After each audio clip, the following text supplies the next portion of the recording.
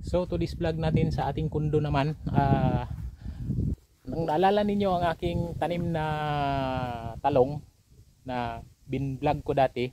So sila yon ngayon is namunga na.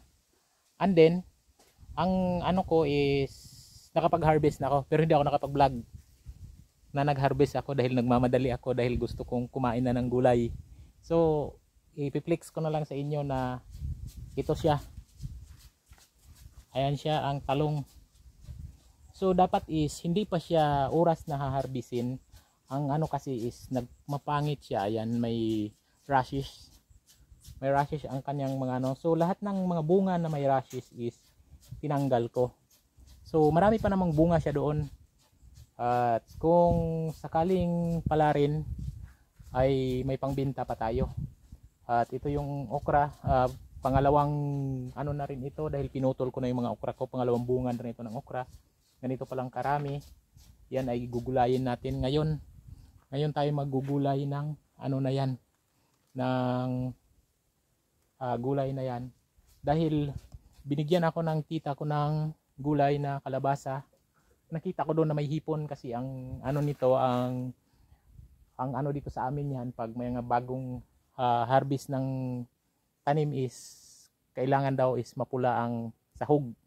So may hipon, lulutuin natin yan ng pakbit doon sa kalabasa na binigay niya na may hipon na kasama.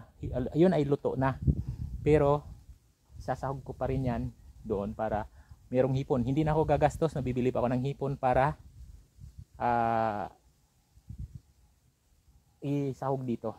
So ipapakita ko yung hipon ko at kalabasa.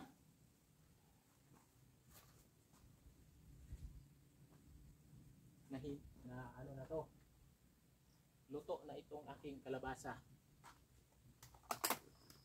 Luto na itong kalabasa at yan ang hipon na laman. Ayan yung mapula-pula yung hipon. Ito yung mga hipon na malalaki. Ito ay nakalagay na sa frozen. Nilagay ko sa frozen ko kaya ganyan na siya. So lulutuin ko ulit sila ng panibago.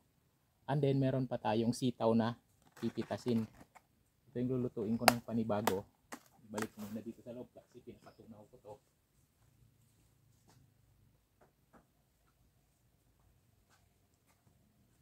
And then dito lang to sa dampa ko. Ang sunod nating kukunin is sitaw. Ayan oh. Sitaw oh. Kaya kung masipag ka, kahit saan lang meron kang gulay. Yan. At naalala ko na nung nanghihingi yung asawa ng pinsan ko ng sitaw na pangtanim. Ayan is may matanda. Tanggalin na rin natin at ibigay natin para may ano rin sila. May matanim na sitaw. Ayan. Ang simpleng buhay lang sa probinsya ay magsipag. Kasi kung masipag ka, meron kang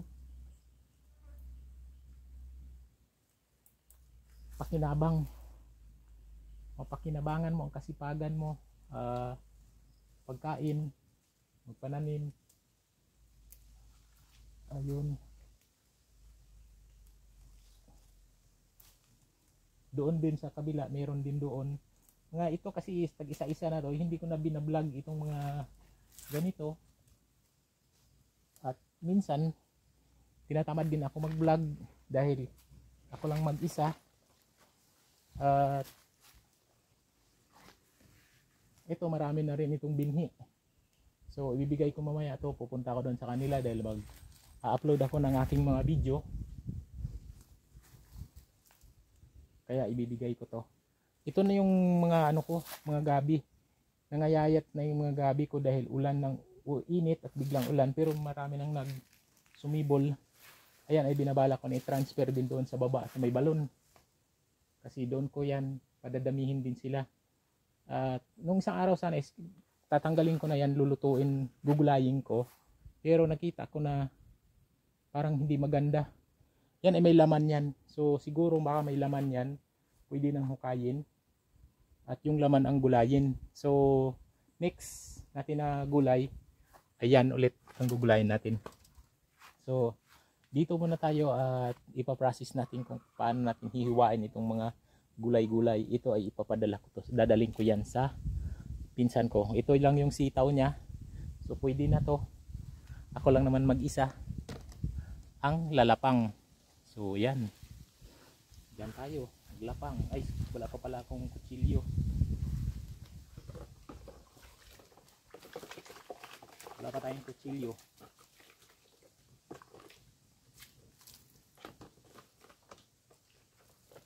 Itong mga idol is buto ng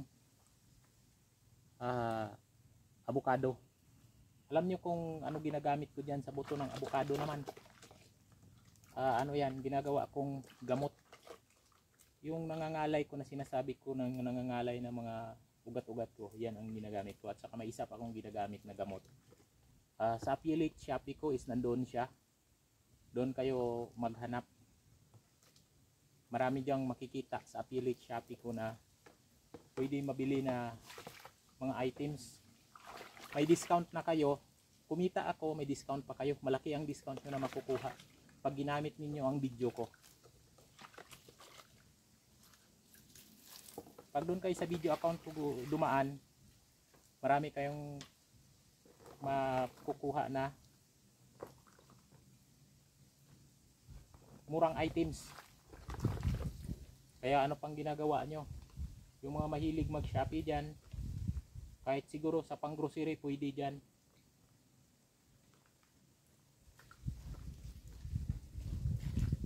Kaya hanapin nyo na.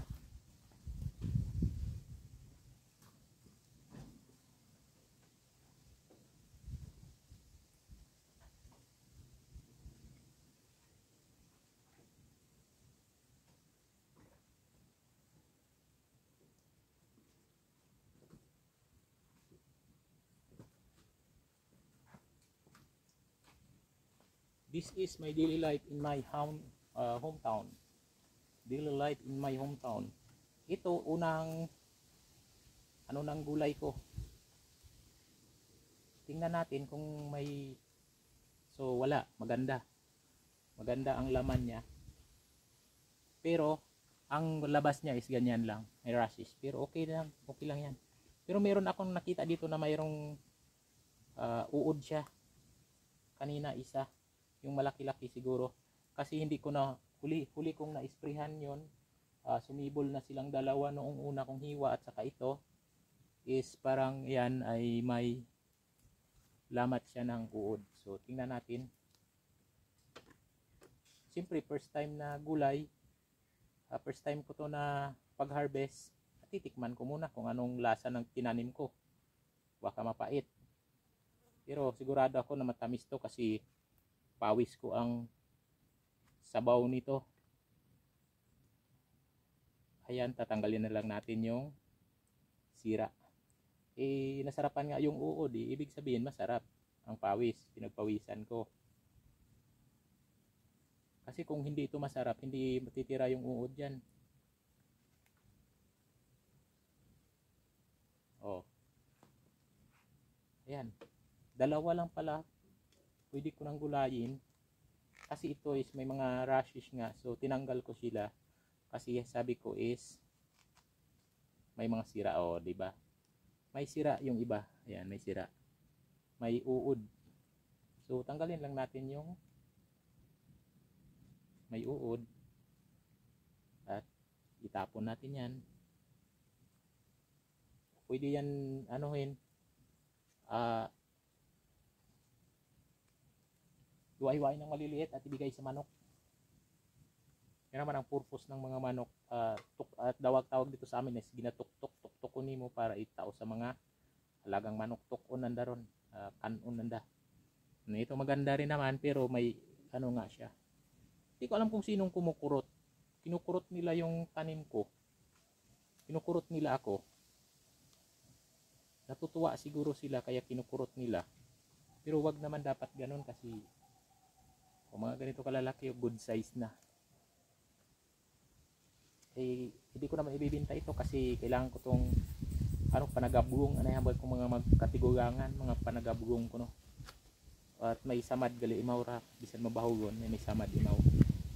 So itong ano na to is talong na ano, masarap din sa gawin sa itlog.